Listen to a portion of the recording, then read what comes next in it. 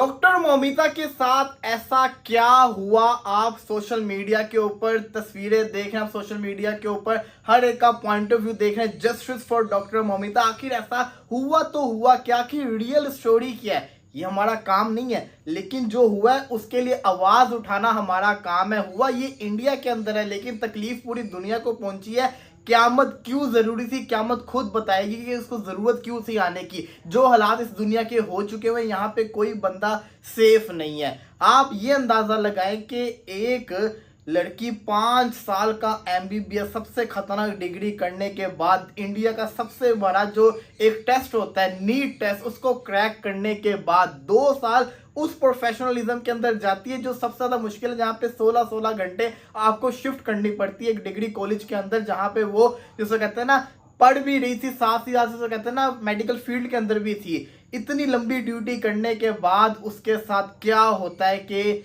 उसको इतनी बुरी हालत के अंदर उसकी डेड बॉडी मिलती है कि लोगों के दिल जिसको कहते हैं ना बाहर निकलने को आ जाते हैं।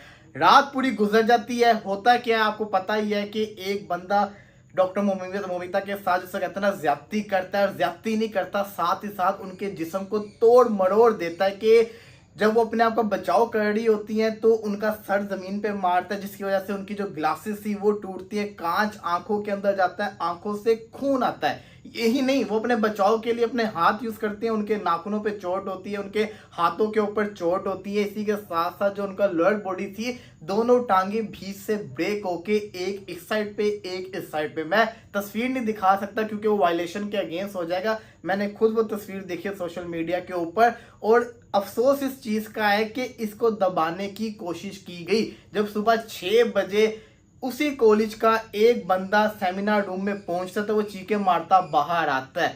पहले जिसको कहते हैं जो कॉलेज होता है अपनी रेपुटेशन को बचाने के लिए उसके पेरेंट्स को कहते हैं कि आपकी बेटी बीमार थी तभी ये कुछ हो गया। फिर अपनी रेपुटेशन बताने के लिए कहते हैं उसने सुसाइड की थी, मतलब कि उनको डर था कि कहीं हमारा जिसे कहते हैं ना कॉलेज बंद ना हो जाए, हमारा मेडिकल डिपार्टमेंट बंद ना हो जाए। अपनी इज्जत बचा रहे थे। जब उनके माँ बाप फिर तीसरी दफा आए तो उनको वेट करवाया गया। उसके बाद उनको जिसको कहते हैं ना इजाजत दी गई कि आए अब आके देख लें ये क्या हो रहा है। मतलब कि मैं खाली ये बात नहीं कर रहा कि इंडिया में हुआ है, पाकिस्तान में भी ऐसा पहले हुआ है, हर जगह होता है। हम एशियन इस मामले में बहुत जिसको कहते हैं ना नीचे जा चुके हुए हैं कि हम लोग इस चीज के ऊपर तवज्जो देते ही नहीं है। यही अगर पाकिस्तान में भी आप देखें तो इसके ऊपर फौरी जिसको कहते हैं ना काम नहीं किया जाता। यही सिमिलर चीज इंडिया में भी हुई कि पुलिस भी डर रही थी, पुलिस भी जिसको कहते हैं ना इस चीज को सीरियस नहीं थी। फिर उन्होंने कोर्ट का सहारा लिया, सोशल मीडिया बना इनकी आवाज, और फिर जब पुलिस एक्शन के अंदर आई तो समझ से बाहर था कि प्रूफ मिलेगा तो मिलेगा कैसे, आखिर ये बंदा था कौन। यही नहीं, एक तो पोस्टमार्टम की रिपोर्ट ये भी कहती है कि उनके अंदर से 14 जिसको कहते हैं ना डिफरेंट सीमेंस के जो सैंपल्स मिले हैं। इससे आप अंदाजा लगाएं कि हुआ तो हुआ क्या है। खाली एक बंदा नहीं, दूसरे बंदे भी इसके अंदर शामिल थे। लेकिन जो कहते हैं ना चोर जिसको कहते हैं हमेशा कोई ना कोई सुराग छोड़ के जाता है, और वही हुआ। चोर ने जिसको कहते हैं अपनी ब्लूटूथ डिवाइस जो उसने लगाई हुई थी वो डेड बॉडी के पास छोड़ के चला गया। वैसे तो उसने बड़ा अच्छा काम किया, उसने सारे अपने आप का हुलिया भी चेंज कर लिया, एकदम से पूरा जिसको कहते हैं ना वो फ्रेश हो गया। हालांकि कहा जा रहा है कि वो नशा भी करता था, वो होश में नहीं होता था।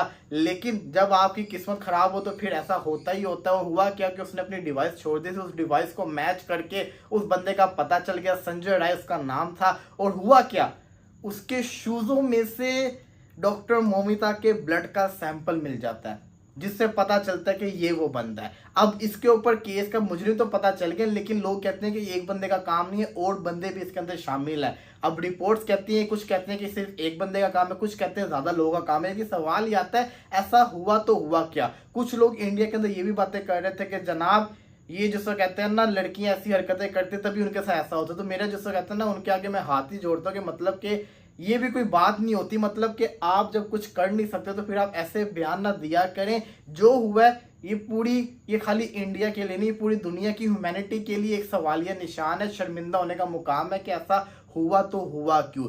जस्टिस फॉर डॉक्टर मौमिता का टैग चल रहा है और चलना भी चाहिए। इनको इंसाफ मिलना चाहिए और इनके मुजरिमों को ऐसी सजा मिलनी चाहिए कि आगे से कल को कोई ऐसी घिनौनी हरकत करने का सोचे भी ना।